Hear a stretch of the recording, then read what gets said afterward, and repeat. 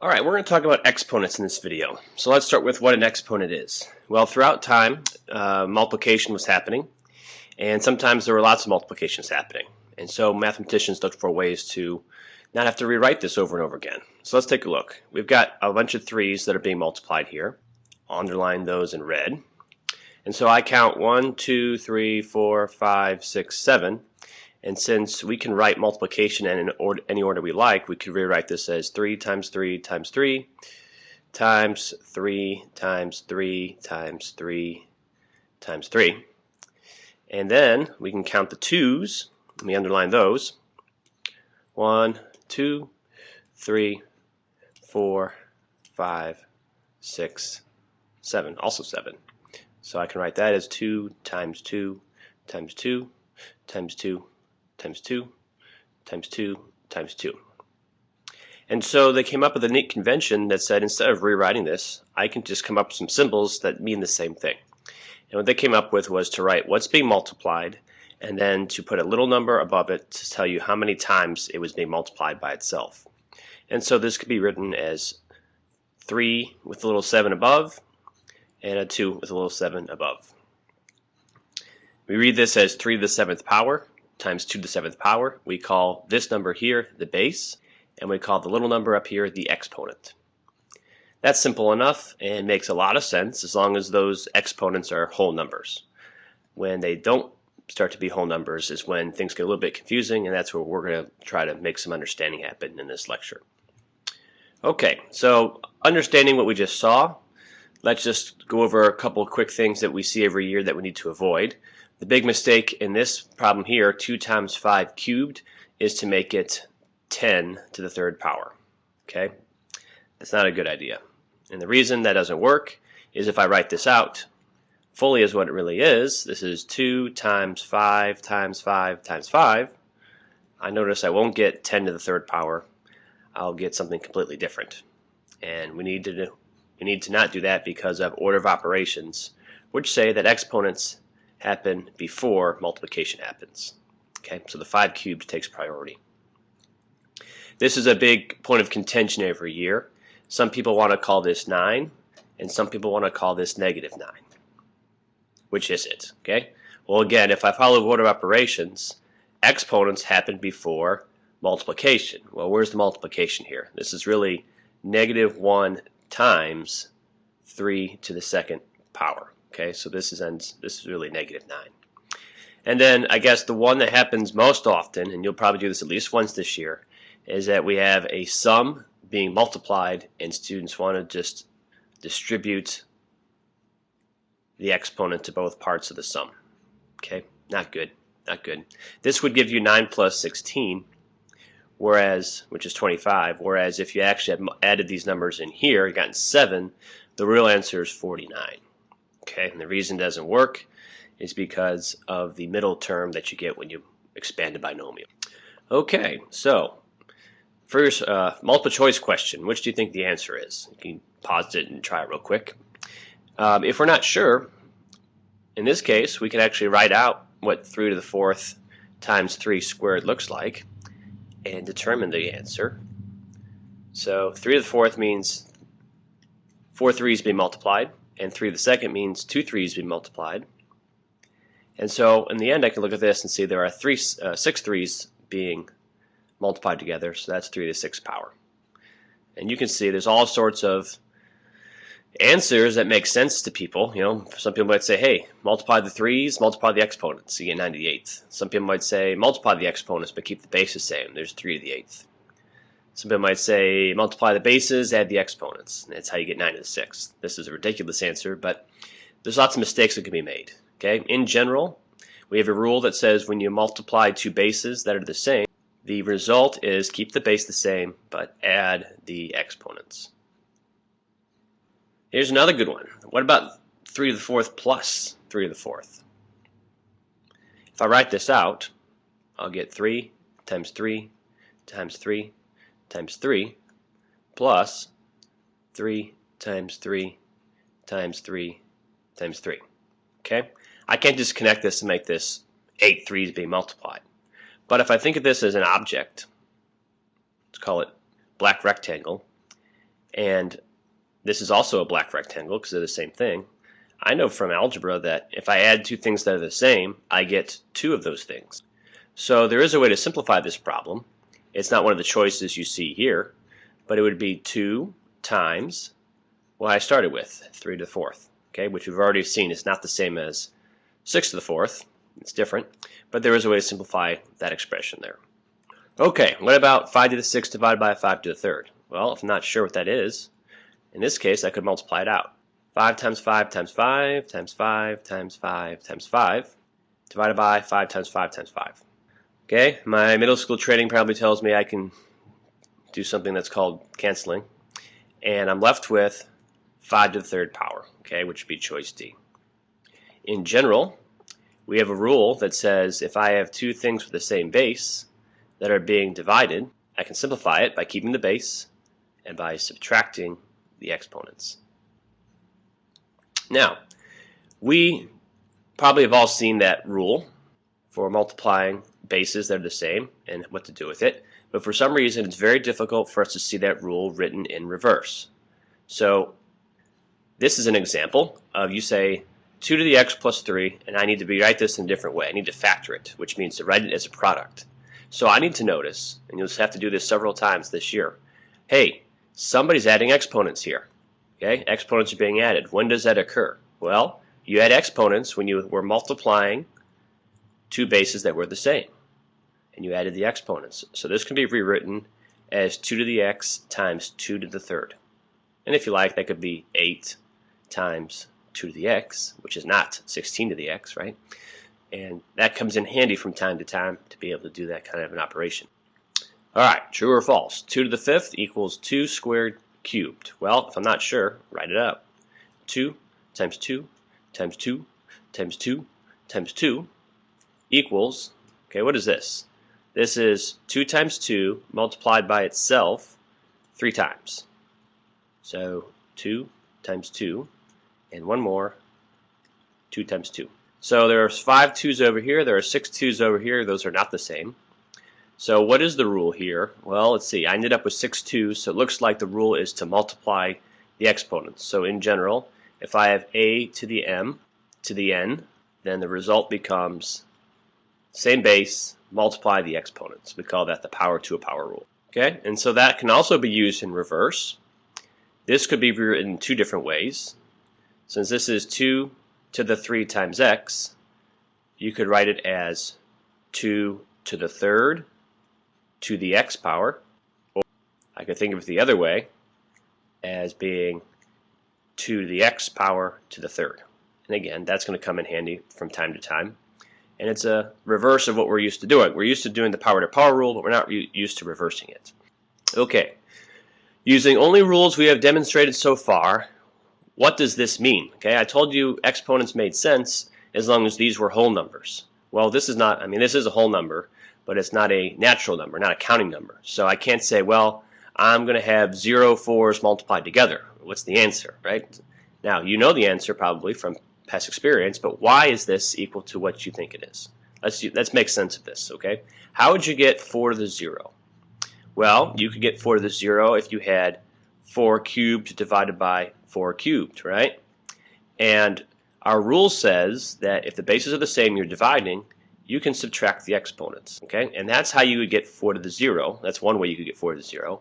And so I don't know what 4 to 0 is, but I do know that 4 cubed divided by 4 cubed means 4 times 4 times 4 divided by 4 times 4 times 4. Those all cancel out and you get 1.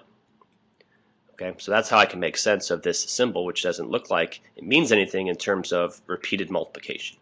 Okay, in general, a number to the 0 power always equals 1, except if a is 0. Okay, that's the exception, and I think that's the next slide to explain why 0 to the 0 is undefined. It's not equal to 1. Okay, well, let's see here. How could you get 0 to the 0? Same style. You could get 0 cubed divided by 0 cubed. The rule says you take the base, subtract the exponents. So there's where 0 to 0 could arise, and we know that this means 0 times 0 times 0 divided by 0 times 0 times 0. which really means 0 divided by 0, and you're not allowed to divide by 0 in our number system. So that means 0 to the 0 has to be undefined. One rule breaker to the 0 power rule.